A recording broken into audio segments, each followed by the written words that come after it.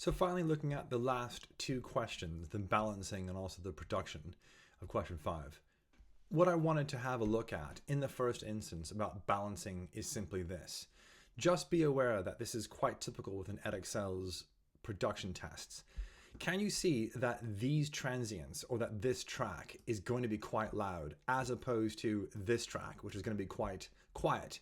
And again, all I'm doing is I'm going to use the visual about these transients just to sort of get an idea about where this song might need to be mixed. As a reminder, unless Edexcel say, mute the examples and make sure that those aren't in there.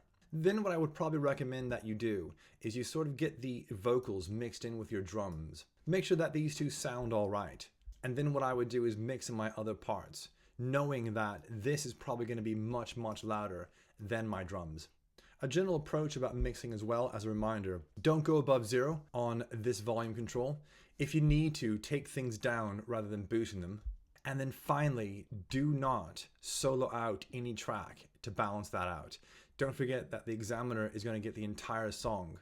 What you need to make sure of is that you can hear not just your volume on each of these tracks, but also the effects, which brings me into the next part. I would highly recommend that when you export your file out, that you've listened to this file not in Ableton or your other DAW, but make sure that you listen to this on your computer.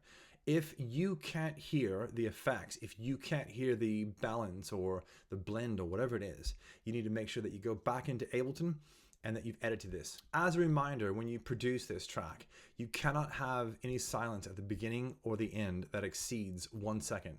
There's a few ways that you can do this within Ableton.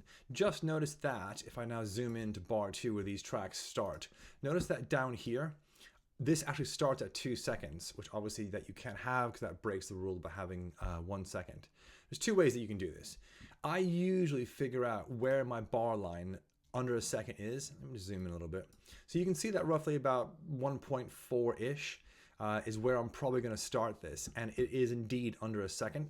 I'm probably going to go back, let me just zoom out a bit. I'm probably then going to go back to my very end of this track. And again, I'm going to try to find where these tracks end. This is very important. Make sure that although that the tracks end here, that your reverb and your echo don't get cut off at all. So once you've got those sections of the start and the end that you know exactly where this is going to go, I want you to go into your export. And again, what you can do with this is you can have the start moving around on these bars beats. I would highly recommend that you change this.